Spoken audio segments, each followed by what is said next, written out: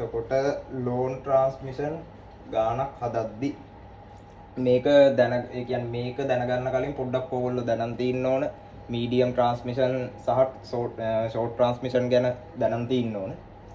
ඊට පස්සේ loan transmission ගානකට ගියොත් එතකොට ඔයගොල්ලෝ දන්නවා ට්‍රාන්ස්මිෂන් ලයින් එක ඉක්වේෂන් එක ලියත හැම මැට්‍රික්ස් ෆෝම් එකෙන් මෙහෙම VS IS සමාන වෙනවා A B C E වාරය කවුද VR I R. හරි මේක සුළු කරොත් මට එනවා VS සමානයි AVR ධන BIR කියලා. I යට තේලිය සුළු කළොත් වෙනවා IS සමානයි CVR ධන DIR කියලා. හරි. එතකොට ට්‍රාන්ස්මිෂන් ලයින් ගානක් ආවොත් අපට බොහෝ දුරට VR සහ IR අගයන් අපට ගානේ දෙනවා. අපි කරන්න තියෙන්නේ මේ ABCD පැරාමීටර්ස් අතර හොයලා VS IS හොයන එක තමයි කරන්න ඕනේ. එතකොට මේක ලෝන් ට්‍රාන්ස්මිෂන් ගානක්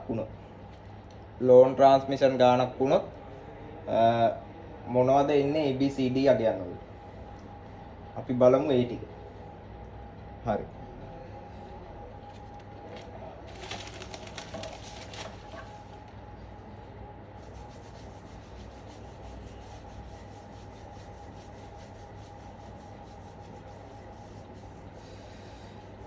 එතකොට මේක ලෝන් ට්‍රාන්ස්මිෂන් ගානකදී මෙන්න මේ A සමානයි D සමානයි cos gamma L මේ gamma කියන්නේ මොකද්ද කියලා මම කියන්නම් ඉස්සරහට. ඊට පස්සේ B සමාන වෙනවා Z0 sin gamma L.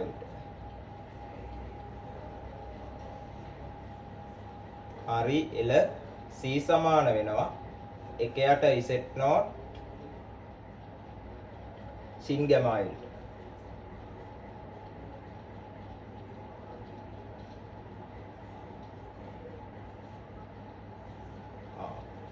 ඔය ටික තමයි අපේ ABCD constant ටික.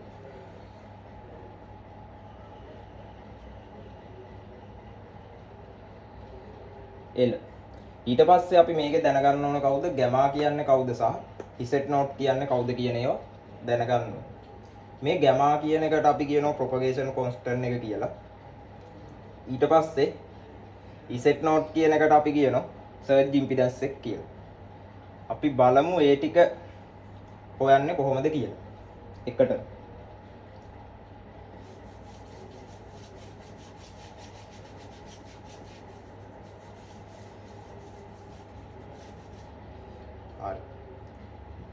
ඊට පස්සේ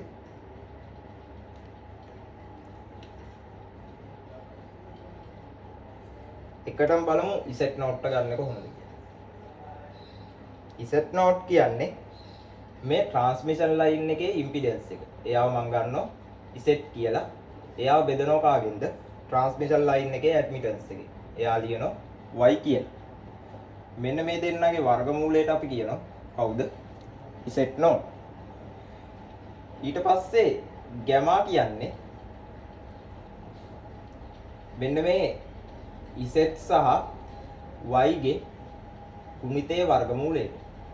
Z සහ Y ගේ ගුණිතයේ වර්ගමූලයට අපි කියනවා කවුද? gamma. හරි. L.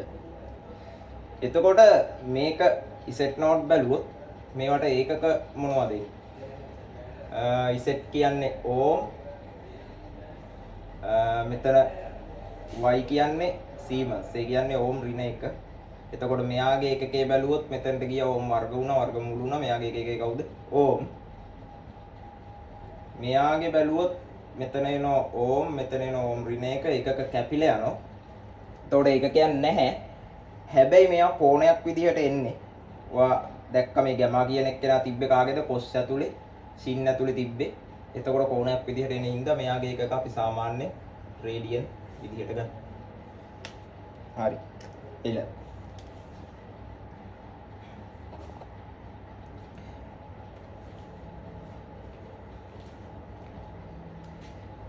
ඊට පස්සේ අපි බලමු මේ වගේ ගානක් හදන්න කලින් අපට ඕන වෙන බේසික් දැනුම තව තියෙන්නේ මොනවද කියලා. එක තමයි ඔයා කැල් එක අරගෙන කැමති සංකීර්ණ සංඛ්‍යාවක් අරන් ඒකේ වර්ගමූලය ගන්න බලන්න. කැල් එකේ බොහෝ දුරට ගොඩක් සයන්ටිෆික් කැල් වල සංකීර්ණ සංඛ්‍යාවල වර්ගමූලය එන්නේ. ඒ වගේ ප්‍රශ්නයක් ආවොත් මම නැවත මතක් කරන්නම් මේක. ඒ ලෙවල් කාලෙත් ඉගෙනගෙන ඇති. ඔයා හිතන්න මෙහෙම සංකීර්ණ සංඛ්‍යාවක් තිබ්බයි කිය. 9යි ඕලා 40. මෙයාගේ මට වර්ගමූල ගන්න කියනවා. රූට් එක ගන්න කියනවා. මෙයාගේ රූට් එක කියන්නේ 9 වර්ගමූලේ 3යි. කෝණේ දෙකට බෙදෙනවා. එතකොට 20යි. ඔන්නෝම සංකීර්ණ සංඛ්‍යාවක වර්ගමූලේ ගන්න පුළුවන් ඔයාට ලේසියි. ඒකත් පොඩ්ඩක් ඔළුවේ තියාගන්න වෙනවා. මොකද මේ කම්ප්ලෙක්ස් නම්බර් එනවා. ඒකයි වර්ගමූල ඔයා ගන්න ඕනේ හින්දා. හරි. ඊට පස්සේ අපට එන ප්‍රශ්න මොනවද මේ ගාන හදන්න කලින්? මේ ටිකත් අපි බලමු. මම මේ ටික මකනවා.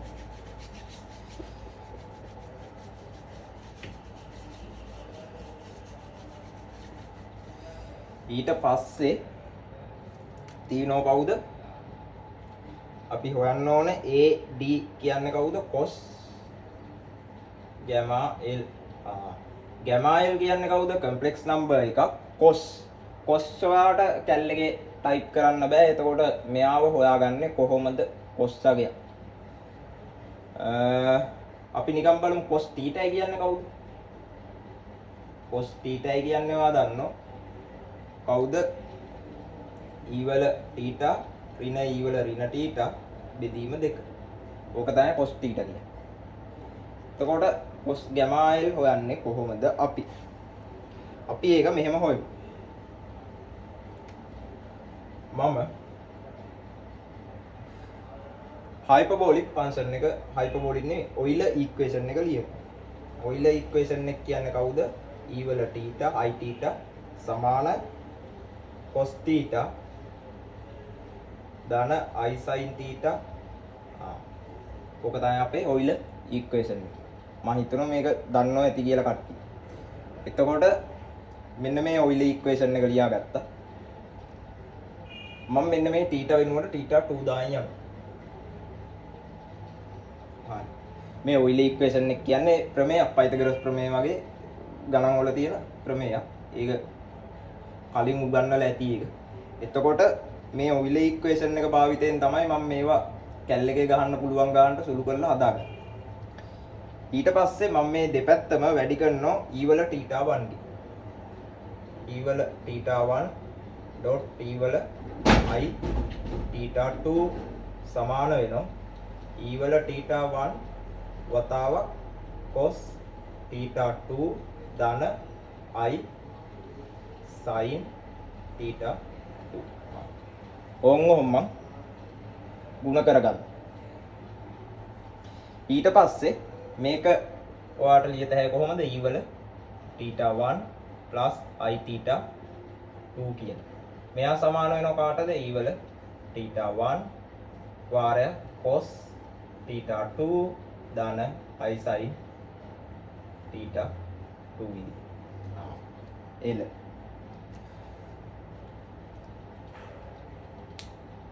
ඔන්න ඒ විදිහට මෙයා හැදෙනවා.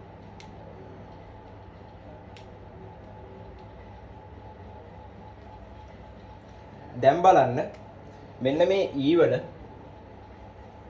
θ1 plus i θ2 කියන කෙනා සමාන වෙනවා මේ ඉන්නේ කවුද? මේ ඉන්නේ මොකක් හරි කම්ප්ලෙක්ස් නම්බර් එකක් පෝලර් ෆෝම් එකකට හරවනකොට ලියලා තියෙන ෆෝමැට් එක. මේක A level වලත් උගන්වලා ඇති. මතකයි මේ තියෙන්නේ කවුද? එයාගේ මාපාංකය, මේ තියෙන්නේ එයාගේ කෝණ කොටස. මාපාංකය එතකොට ලියත හැකි කවුද? e වල θ1 කෝණ කොටස කවුද? මෙතන තියෙන්නේ θ2. මට ඕන කෙනා ගත්තා හයිපර්බෝලික් ෆන්ක්ෂන් වලට. කවුද? e වල θ1 දන i θ2 සමාන වෙනවා කාටද? e වල θ1 කෝණේ θ2.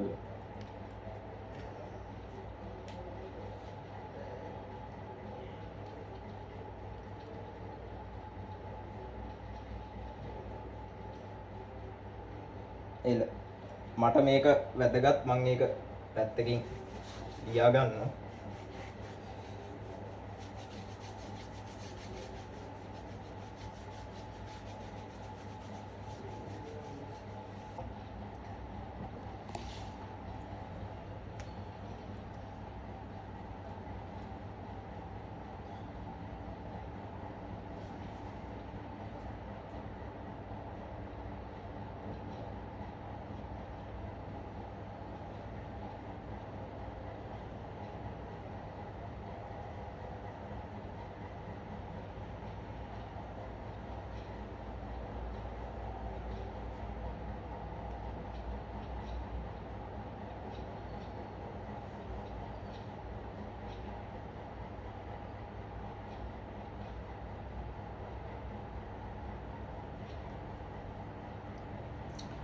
එතකොට e වල θ1 ධන θ2 i කියන කෙනා සමාන වෙනවා කාටද? e වල θ1 θ2 කෝණයට. හරි. මේක අපි ඔහොම තියාගමු. එතකොට මේක හොයාගෙන අපි මේක තියාගෙන අපි හොයන්න ඕන කවුද? cos ගැමායිල් හොයන්න.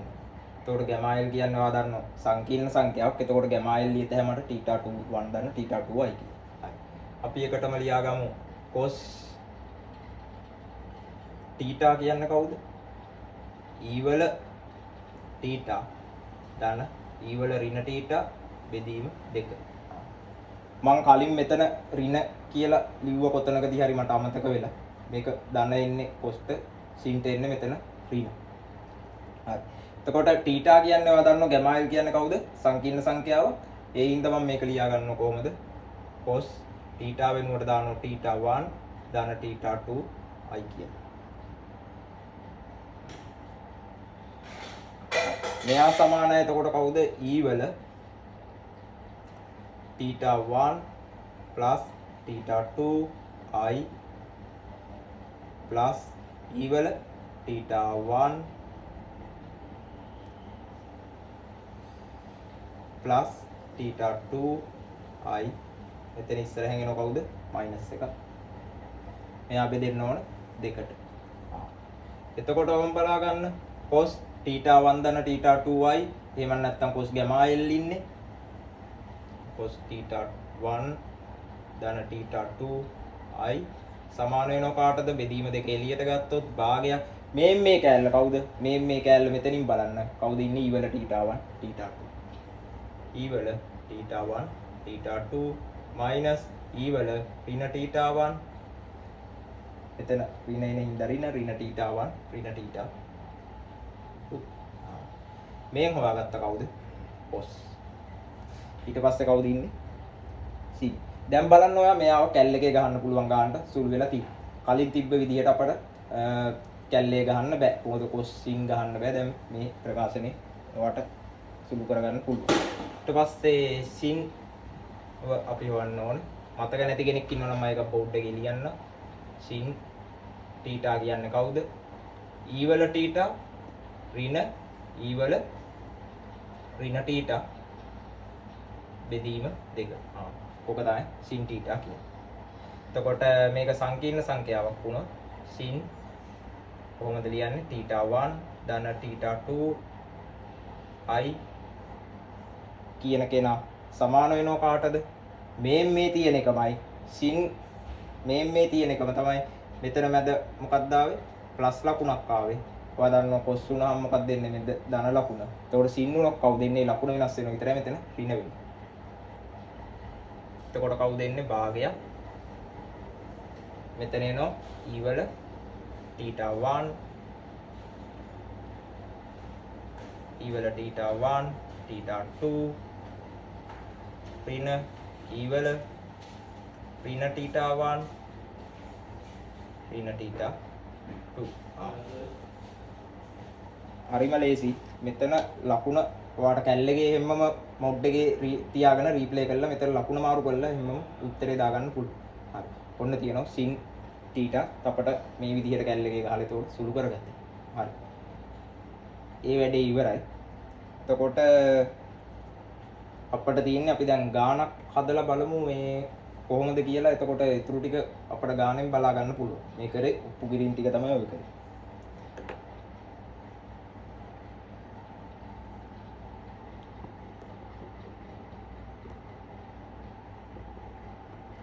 හරි බෝඩ් එකේ පේන්නේ නැති කෙනෙක් ඉන්නවා නම් බලා ගන්න පුළුවන් දැන් බෝඩ් එකේ පේනවා. කොහොම තමයි තියෙන ප්‍රකාශන ටික.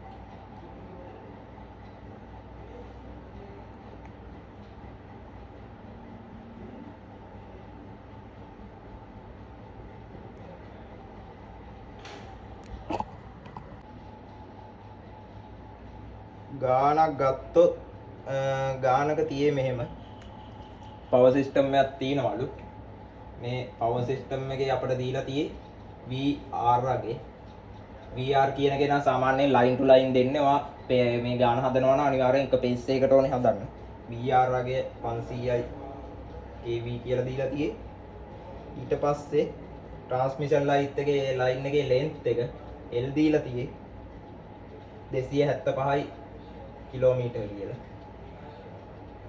සහ අපට x අගේ දීලා තියෙන්නේ මේකේ x කියන්නේ ඉන්ඩක්ටන්ස් එක එයා j 0.323 ඕම් කිලෝමීටර එක කිලෝමීටරයකට දීලා තියෙන්නේ y අගේ දීලා තියෙන්නේ ඇඩ්මිටන්ස් එක එයා දීලා තියෙන්නේ j 4.75යි වැඩි කිරීම 10 ඍණ 6යි s කිලෝමීටර. හරි එල. තව මොනවද දත්ත දීලා තියෙන්නේ? තව දීලා තියෙයි මේ පවර් සිස්ටම් එකේ පවර් සිස්ටම් එක රිසීව් කරනවලු 1200 මෙගාවොට් පවර් එක. ඇක්ටිව් පවර් එක.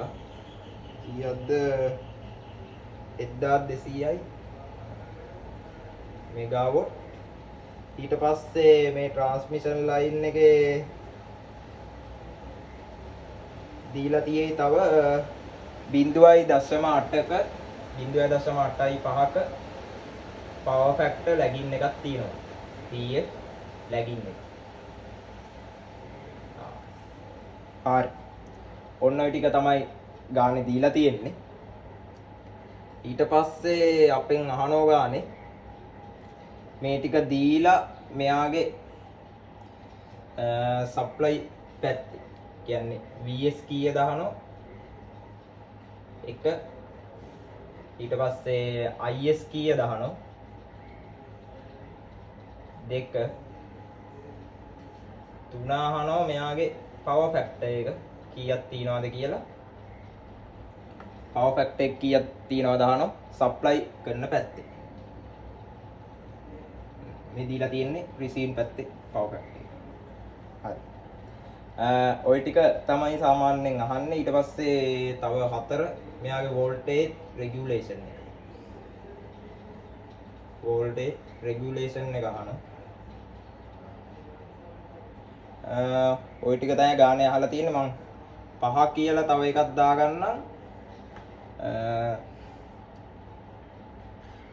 පහේ අහනවා මෙන්න මේ එකක් මෙයාගේ ලෝඩ් එක එකපාර ඩිස්කනෙක්ට් වෙලා ගියොත් ලෝඩ් එක එකපාර ඩිස්කනෙක්ට් වුණොත් සප්ලයි වෝල්ටේජ් එකට මොකක් වෙනවද කියලා ලෝඩ් ඩිස්කනෙක්ට් වුණොත් සප්ලයි වෝල්ටේජ් එක මොකක්ද වෙනවද ඒකට අපි කියනවා මේ වගේ දෙයකට පෙරන්ට් ඉෆෙක්ට් එක කියලා. ඔයගොල්ලෝ අහලත් ඇති.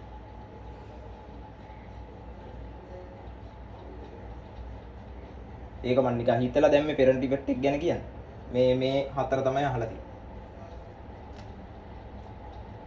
හරි එල අපි හදමු මේ ටික එහෙනම්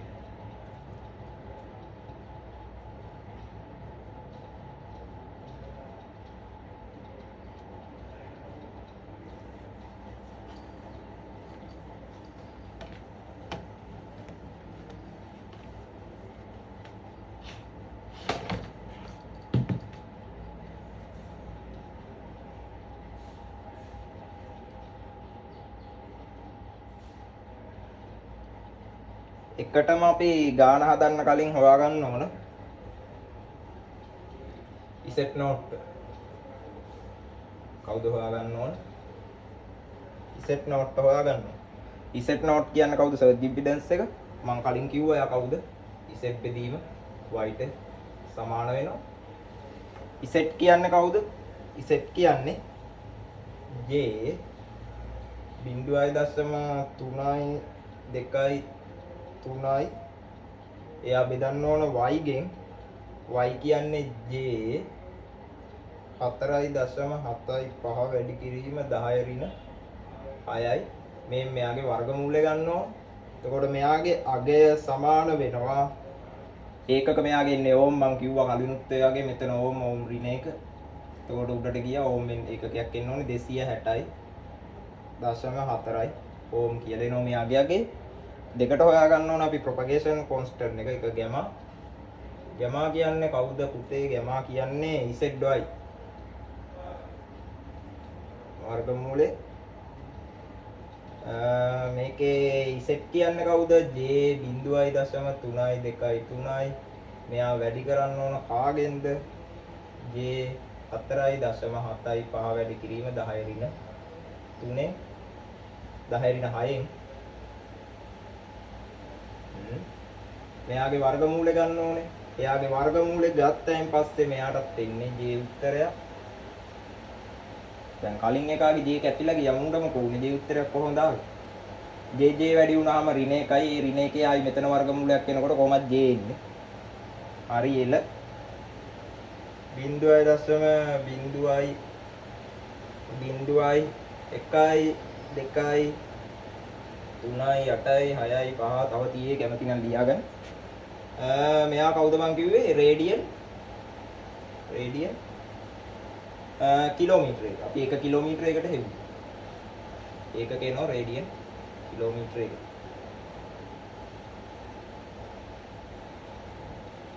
හරි. අපේ ගැමා එල්ලත් ඔයලා තියාගමු. මොකද කෝණය තුලට අපිට ගැමා එල් නේ දාගන්න ඕනේ. එතකොට ලේසි. ගැමා එල් කියන්නේ දැන් මේක 1 කිලෝමීටරයකට කිව්වේ. කිලෝමීටර ගානේ වැඩි කරන්න ඕනේ. මූ ගුණ කරන්න ඕන කවුද? කාගෙන්ද ගුණ කරන්න ඕන මචං? මූ ගුණ කරන්න ඕනේ 275. මම ගුණ කරන්න යන්නේ. ඌ 275න් ගුණ කරොත් එනවා j 0.3යි 4යි රේඩියන්. කිලෝමීටරයට කියන කැලලා ඉන්නවා. ඔය විදිහට තමයි ඔය ටික සුළු කර ගන්න ඕනේ. ඊට පස්සේ බලමු අපි ඊළඟ ස්ටෙප් එක මොකද්ද කරන්න කියලා.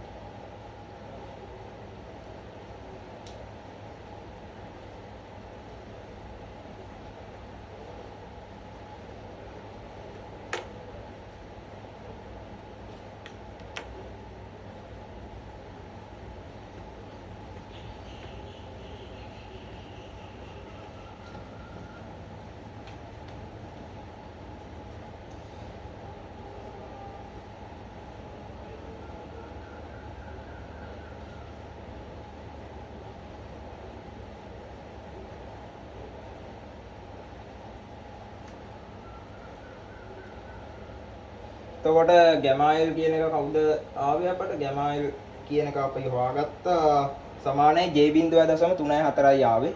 මේක එතකොට මම θ1 θ2 ෆෝමැට් එකට ලියා ගන්නවා. මොකද අපි මේ විදිහටනේ බහැදුවේ. θ2 i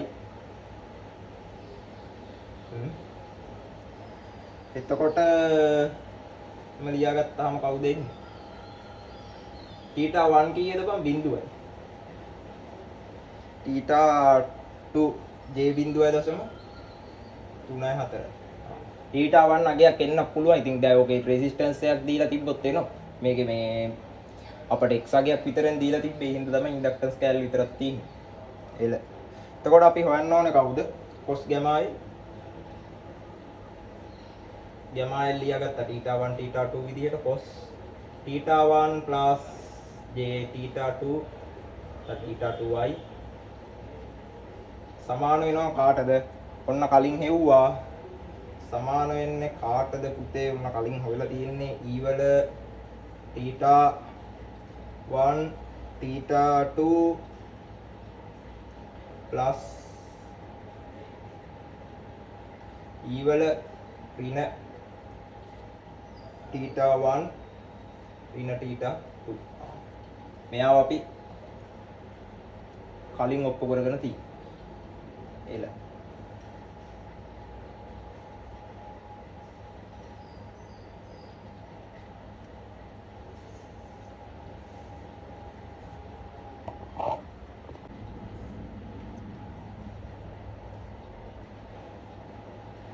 මේකේ අගය අපි දාගමු භාගයක් ඊවල theta 1 කියන්නේ කවුද? බිඳුවයි.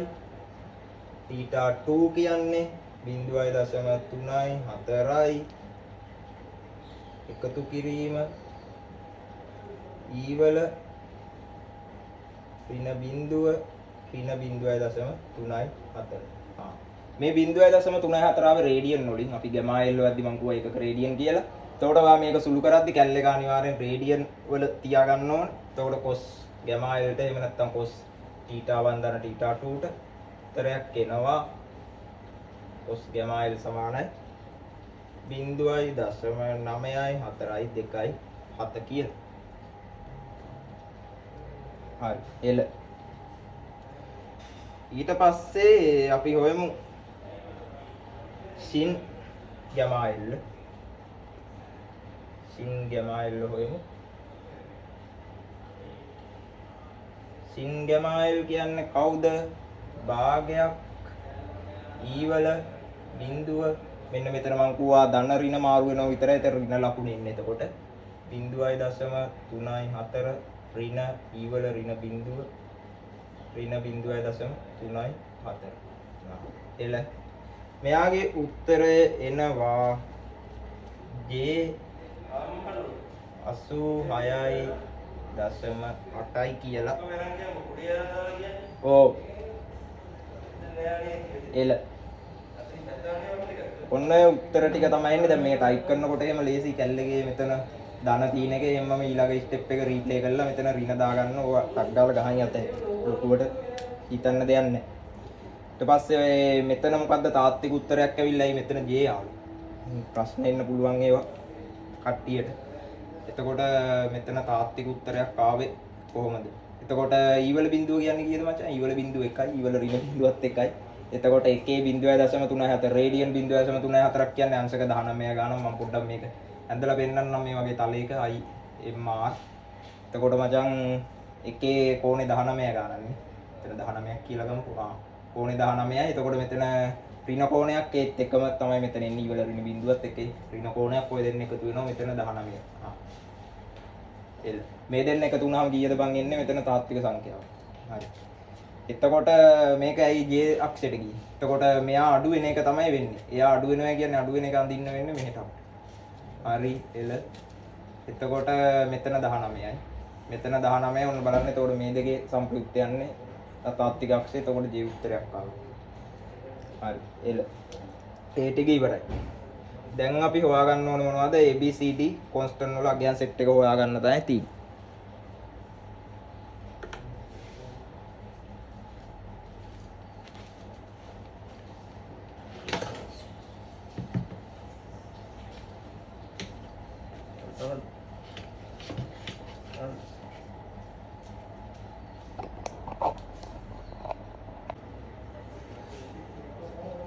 හරි. A සමානයි කවුද? D සමානයි කවුද මචං? A සමානයි D සමානයි cos gamma L. cos gamma L කියන්නේ කවුද? 0.9යි 4යි 2යි 7 ආවේ. B සමානයි කවුද? z not වතාවක් sin gamma L. sin gamma L. z not ආව 260.4යි ඕම් වතාවක් sin gamma L කියන්නේ J වතාවක් 0.3යි 3යි 5. එතකොට මෙයා උත්තරය එනවා J වතාවක් 86.8යි ඕම්. C සමානයි එකයට Z not sin gamma L.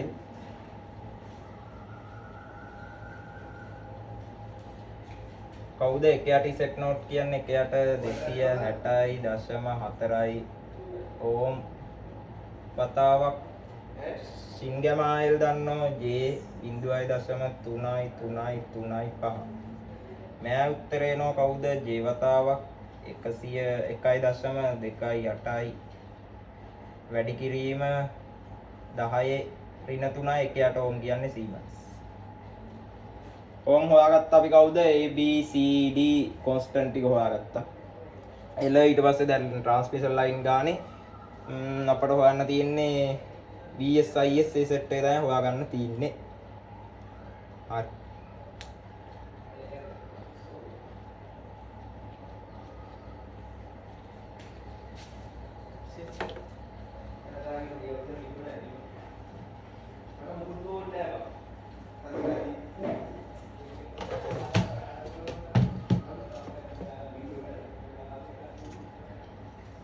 එතකොට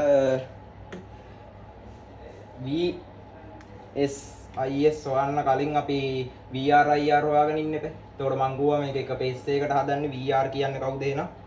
VR කියන්නේ මෙයා මූල තුනෙන් බෙදන්න ඕන 500යි kV. බෙදීම මූල තුන සමානයි 288.675 kV.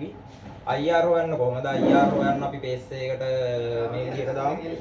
IR සමානයි P බෙදීම මූල තුනක් BLL cos θ. හරි.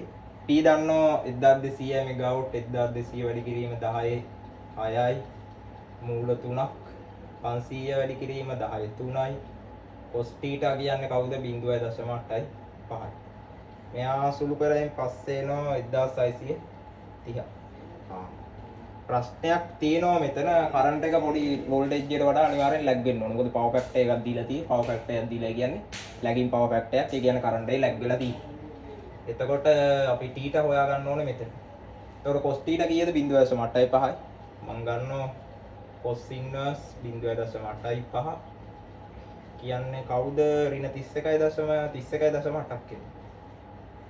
මෙයා ලැගින් පවර් ෆැක්ටර් එකක්. ඒ හින්දා මම මෙතන ඍණ කරලා දානවා ඍණ 31.8යි. ඔන්න කරන්ට් එක හොයාගත්තා. මෙයා ඇම්පියර්. හරි. VR හරි එහෙනම් IR හරි. ඊළඟට අපි බලමු මොකද්ද කරන්න කියලා. VR හොයාගත්තා, IR හොයාගත්තා. දැන් තියෙන්නේ අපිට VS සහ IS හොයන්න බෑ තියෙන්නේ.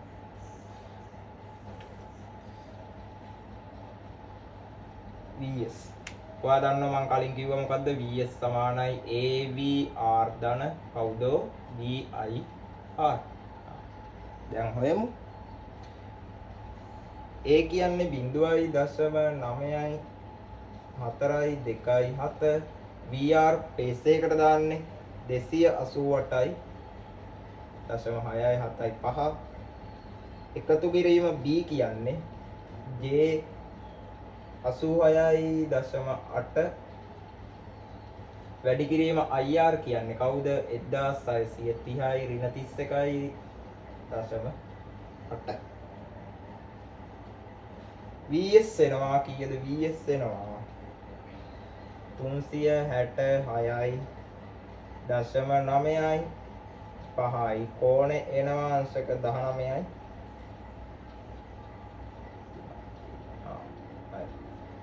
දැන් ඔයා කලින් කැල් එක රේඩියම් මොඩ් එකේ තියන් හිටියට මේ ගණන් හදද්දී ඔයා කැල් එක දාගන්න ඩිග්‍රීස් කියන මොඩ් එකට. මොකද නැත්තම් කෝණ රේඩියන් වලින් ඒ දශම ගණන් එහෙම. ඔයාට මේක ඩිග්‍රීස් වලින් තියත්තාම ලේසි ඊට වඩා. ඊට පස්සේ VS කියන්නේ මේ කවුද ඇවිල්ලා තියෙන්නේ? VS පේස් වැලියු එක. මොකද මෙතනටත් අපි පේස් වැලියු දෙමු. IR උත් පේස් වැලියු එක තමයි දැම්මේ. මේක තියෙන්නේ ඉස්ටා විදිහට තමයි මේක තියෙන්නේ. ඒ හින්දා තමයි අපි V විතරක් මූල තුනෙන් බෙදලා මේ අගේ ගත්තේ. I මොකුත් මේ පේස් අගේ මම තියාගත්තේ. මොකද I පේස් සමානයි ඉස්ටා එකේ I ලයින් එකට සමානයි. හරි. ඒ ප්‍රශ්නයක් ආවොත් ඒක තමයි තියෙන්නේ. ඉස්ටා විදිය තමයි ලෝන් ට්‍රාන්ස්මිෂන් වල තියෙන්නේ. එතකොට අපි හොයන්න ඕන ඊළඟට කවුද? IS. IS සමානයි කවුද? මෙයා මූල තුනේ වැඩි කරලා ඉන්නවා. එතකොට VS අපි හොයන්න ඕනේ මොකද්ද? VS line to line එක.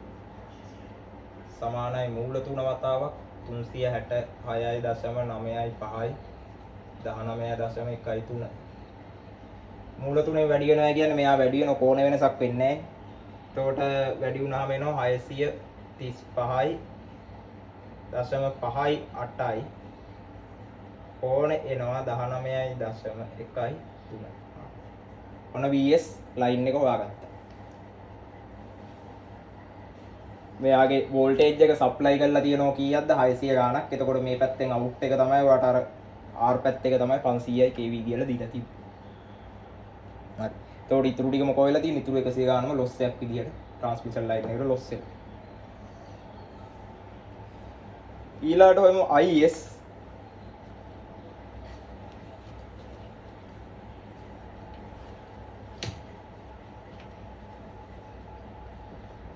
IS හොයමු. IS සමානයි කවුද? CVR ධන DIR. CVR ධන DIR. C කියන්නේ කවුද? J 1.28 වැඩි කිරීම 10 ඍණ 3. VR කියන්නේ 2.8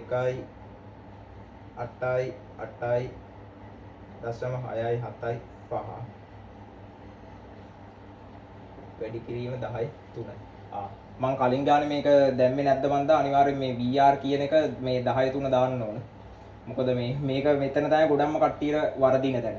මේ VR රගේ දාද්දි මේක තියෙන්නේ කිලෝ වෝල්ට් රගයක් තියෙන්නේ. ඒ හින්දා අනිවාර්යෙන් මේක එක්ක මෙතන දශම තිත අයින් කරලා දාන්න ඕනේ. නැත්නම් මේක 10 3 දාලා ලියන්න ඕනේ. මට ලියන්න අමතක වුණාද මන් දැන් කලින් පියවර. හරි. උත්තරේ හරි. මම ඒක මේ සුළු කරද්දි සුළු කරේ මෙහෙම. එතකොට ධන DIR. D කියන්නේ කවුද? ඒමනේ 0.9යි 4යි 2යි 7 වැඩි කිරීම IR 1630යි ඍණ 31.8. මේක සුළු කරමු. ඔක සුළු කරමු.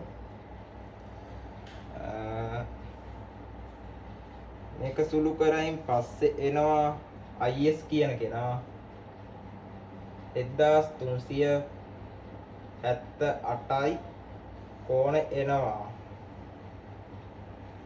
18.6යි 3යි ඇම්පියර්. මේ ආව IS. එතකොට මේ IS බේස් වැලියු එක, IS ලයින් වැලියු එකත් මේකම තමයි. මොකද මම කිව්වා ස්ටාර් වයින්ඩිමක් තියෙන්නේ. එතකොට IS ලයින් IS බේස් ඔක්කොම සමානයි. ප්‍රශ්නයක් නැහැ. හරි. එලේනම් එක හෙව්වා අපි VS, දෙක හෙව්වා කවුද? දෙවෙනි ප්‍රශ්නේ හෙව්වා කවුද?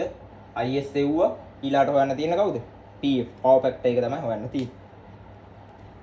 අපි හොයමු එනම් පවර් ෆැක්ටර් එක.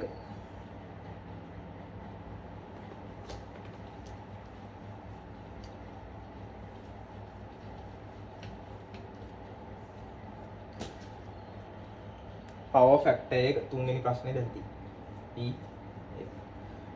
පවර් ෆැක්ටර් එක හොයන්න කලින් මම මෙයාගේ අලුත් ඇපරන්ට් පවර් එක හොයාගන්න. ඇපරන්ට් පවර් එක ගත හැවාට පේස් වැලියු වලින් ගත්තොත් 3යි VS වැඩි කිරීම IS ගෙන් ගත හැයි. ලයින් වැලියු ගත්තොත් ගත හැයි මූල 3යි VS වැඩි කිරීම IS කියන එකෙන් ගත හැයි. හරි.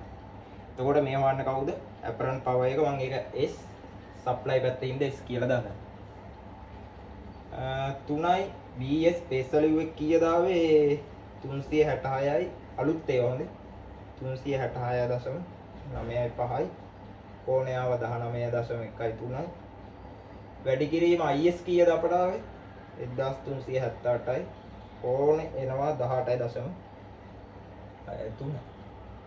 එතකොට අපරන්ට් පවර් එක එනවා මේක කාටිසියන් ෆෝම් එකෙන් ලියා ගන්නම් මම ලේසියට 1200යි ධන J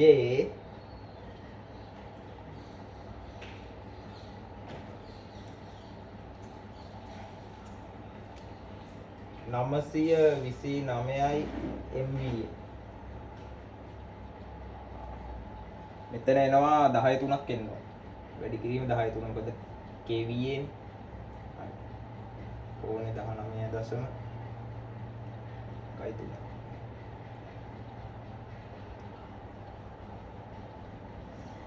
එතකොට පවර් ෆැක්ටර් එක තමයි හොයන්න ඕන. පවර් ෆැක්ටර් එක හොයනවා නම් ඔයා දන්නවා මෙන්න මෙතන තියෙන නම් මොකක්ද ඇක්ටිව් කොටස. මෙතන තියෙ කවුද? රියැක්ටිව් කොටස. එතකොට power triangle එකක් මේකට අපි පාවිච්චි කරොත් මෙතන තියෙන්නේ කීයක්ද 929ක් මෙතන තියෙන්නේ 1200ක් මෙතන තියෙන්නේ θ එහෙනම් කවුද cos θ කියන්නේ power factor එක cos θ කියන්නේ කවුද cos θ සමානයි කවුද 1200 එදීම 1200 වර්ගය දාන 929 වර්ගයේ වර්ගමූලය සමානයි cos θ එනවා 0.79 මෙන් ආව කවුද කොන් ආව power factor එක කොන් ආව power factor එක power factor එක q positive මෙයාගේ q ආවේ positive වගේක් q positive කියන්නේ මොකද්ද මේක inductive කියන්නේ power factor එක මොකද්ද lagging power factor එක inductor කියන්නේ lagging දැන් ඒක අහන්න එපා කොහොමද lag ගුනේ කියලා ඒවා මුලින් ඉගෙනගෙන ඇති හරි ඊට පස්සේ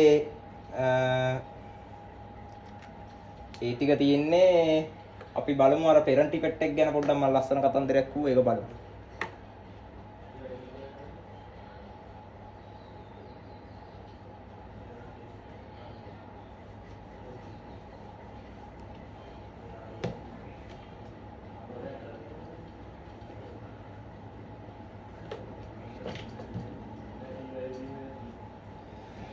මේක මේ මං හිතලා දාපු කතන්දරයක් parent effect එක පැහැදිලි කරන්න parent effect එක කියන්නේ මෙන්න මේම දෙයක් ඔයා හිතන්න transmission line එක තියෙනවා ඔන්න transmission line එක තියෙනවා මේ තියෙන කවුද supply කරන පැත්ත මේ තියෙන්නේ අපේ receiving end එක receiving end එකට මොකෝ කරන්නේ load එකක්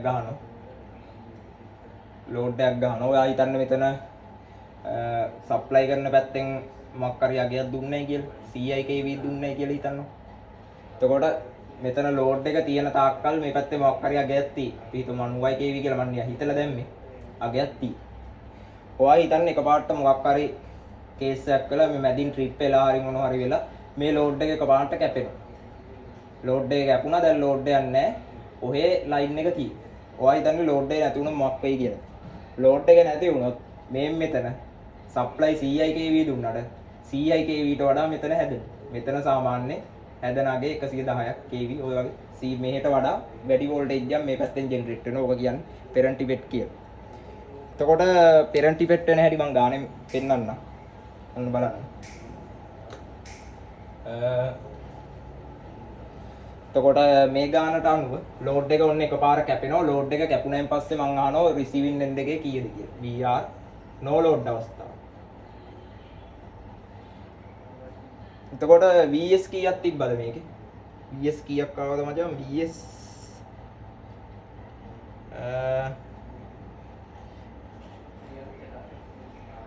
VS තිබ්බ 635.6ක් නේ.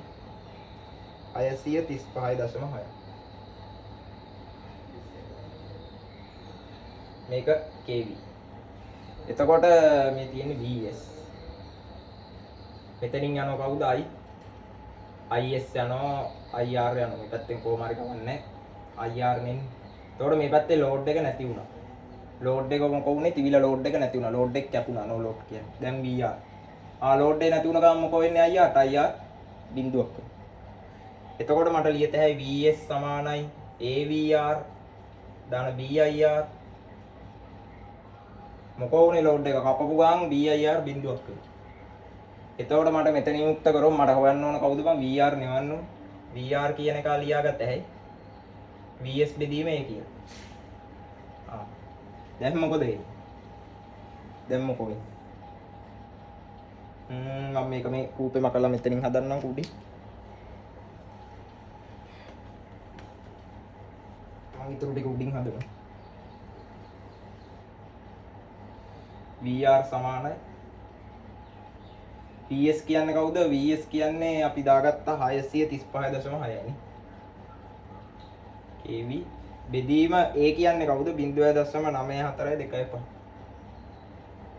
ඕන්නම් මෙතන කෝණයක් දාගත්ත හැටි කෝණේ දැම්මේ කියලා ප්‍රශ්නයක් නැහැ නේ බයි. ඒ කෝණය මෙතෙන්ටත් වෙනවා බෙදුනා මම තාත්වික සංඛ්‍යාව. මම දැන්ට දාන්නේ. එතකොට මේක බෙදුවාම බං බෙදෙන්නේ පොඩි සංඛ්‍යාවකින් උඹලාට තේරෙනවා අනිවාර්යෙන් වැඩි වෙනවා. එතකොට 674යි 0.34යි kV එක. මොකෝ උනේ? මෙන්න සප්ලයි පැත්තේ වෝල්ටේජ් එක 635.6යි kV. මේ පැත්තේ වෝල්ටේජ් එක කීයක් වුණාද බං? ඊට වැඩි වුණා 674.34. එතකොට මේක සාමාන්‍යයෙන් ඕනම ට්‍රාන්ස්මිෂන් ලයින් එකක ලෝන් එකකට ටික මීඩියම් මේක ඕනෙ වෙන්න පුළුවන් දෙයක්. එකපාරට ලෝඩ් එක කැපුණොත් බං අනිත් පැත්තේ වෝල්ටේජ් එක අප් වෙන ටක් ගන්න. එහෙම වෙන්නේ කොහොමද? මෙහෙට වඩා මෙහෙ අඩු වෙන්නේ නැහැ. ඒත් එහෙම වෙනවා බං ඔය වෙලා තියෙන්නේ. එතකොට ඕක තමයි කියන්නේ අපි මොකද්ද? පෙරන්ට් ඉෆෙක්ට් එක කියලා.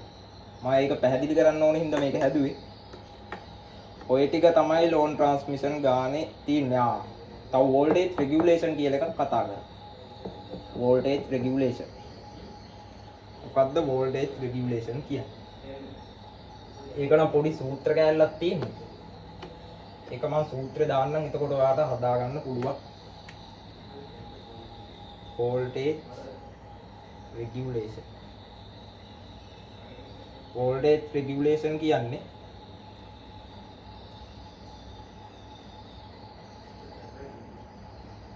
voltage regulation